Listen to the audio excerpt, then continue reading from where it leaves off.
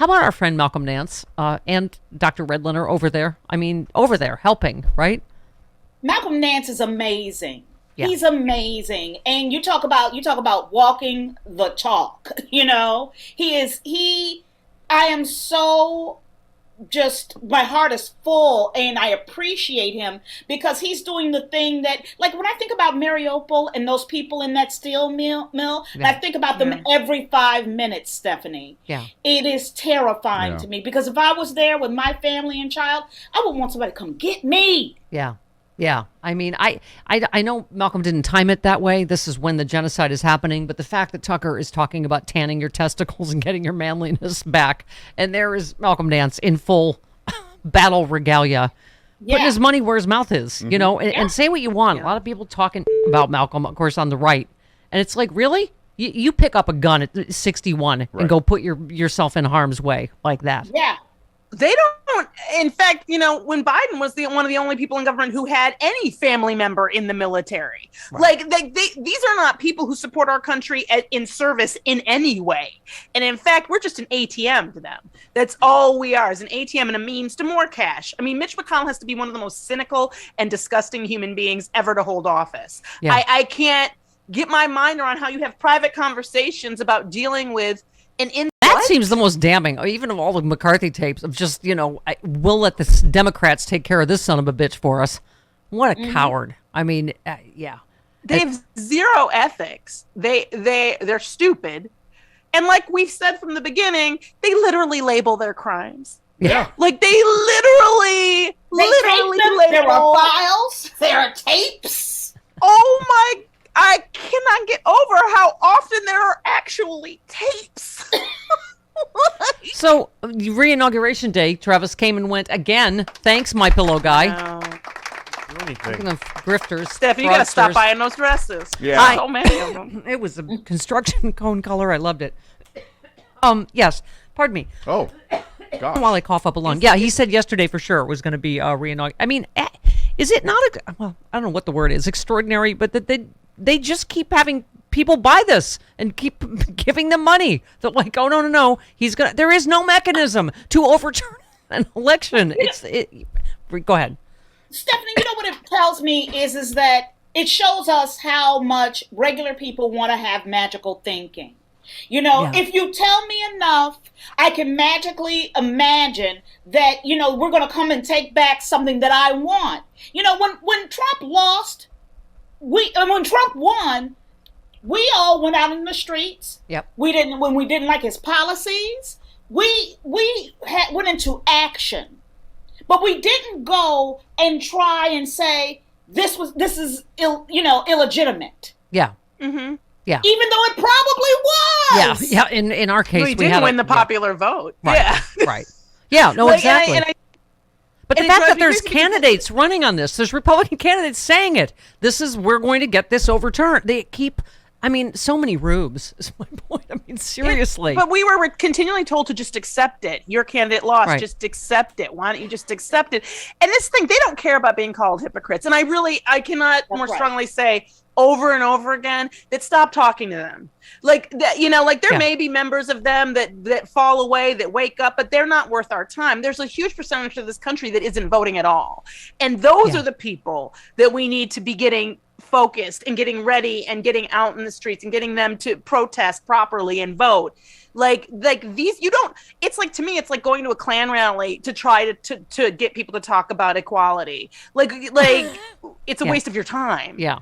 And it's demoralizing. And I think that's where the demoralizing comes in. Yeah. And speaking of being endlessly grifted, an election lie that became fraud resulted in 2 guilty pleas the DOJ announced yesterday.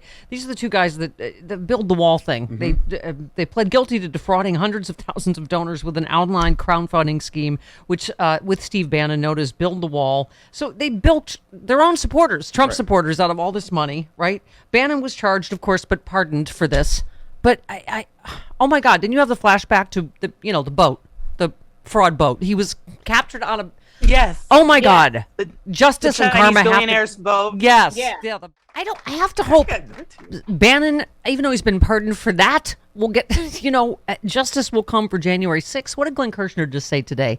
That, it seems like justice doesn't come at all and then it comes all at once. And I have to hope that based on everything we're seeing even this week, the DOJ has implicated Alex Jones in potential abuse of the bankruptcy system. He's trying to get out of paying the Sandy Hook families. Well, I'm sure that's part of why he's trying to cooperate with the DOJ on January 6th. But I mean, good. Let all these rat bastards turn on each other. Who else were we talking about? Proud Boy, the one good eye, yes. And the other guy turning on each other. Just good. Big bag of rats. You're all equally awful. Fight it out. Let us know how this works out, right? Well, I love the concept of, somebody said it last night, the boots and the suits, right? Right. And so the boots, the Proud Boys, what we now know is that the suits were talking to the boots. Right. And what they're filling in is all that middle. Yeah. And that's, and at first, when they were going after a lot of these people, I was like, no, go after the suits. Go after those people. Right.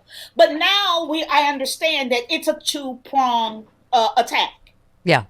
Well, I mean, we were saying yesterday, Mike Lindell, I mean, this is how they still get money out of people. Send us money. Yesterday's the day we're going to overturn the election. Trump's going to be put back in. Nothing happens. Right. And then he's trying his own social media thing, right? Like Truth Social, which is also another huge bomb.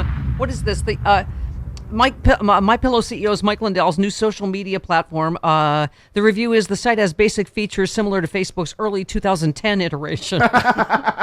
Oh, so you can poke other people. Yes. Okay. Right. Good. Frank Social, that's his name, his social media that's platform, right. which he hopes will become a Facebook replacement among right-leaning social media users, is finally ready. I mean, we keep saying it, Frangela, they don't want to be on their own talking to themselves. They want to be where they can irritate normal people. They want to be there where they control all the other people. Yeah. Because that's where they get the donations. It's the whole, it's fascinating to watch people vote against their interests, act against their own interests, act against the interests of their neighbors, and everything they say they care about and believe in, just for the right to offend a few people. Like it's really, I can't get my mind around it because I don't waste my time trying to irritate them. Yeah. So I don't understand how people do this. And Mike Lindell, I don't understand. I really don't. Yeah. Don't understand. I'm sure you'd like to know what Testicle Tanner Tucker Carlson thinks of Alex Jones. He said, I think Alex Jones seems really talented. He's smart. He's funny as hell. Truly funny. He's a lot more talented than I am in a lot of ways. That's my takeaway from Alex Jones. Why is he such a threat? Like, why would you hate Alex Jones? I've just never understood that. I don't know, because he's despicable and he's targeting people that have already lost their children with the most despicable lies in the world. This is why there's no right-wing sexy comedy tour. Because they're not funny. I'm like, really? Alex Jones is funny? In what way? They're absolutely not. Every time we went to Politicon and we do that thing where the conservatives try to be liberals and liberals try to be conservatives, they failed at it because they have no sense of humor because all they are is stupid and evil. All they know how to do is punch down. So they don't even know how to, I know. They have no clue. This is Frangela and I on that. This is Frangela and I on the Politicon panel with the right wingers. You're doing it wrong. We end up doing both sides. I'm like, yes, exactly. It's like it's just not entertaining for the audience. Yes, move. Yeah. You don't even know how to do comedy. You don't even get satire. Just move. Oh my God.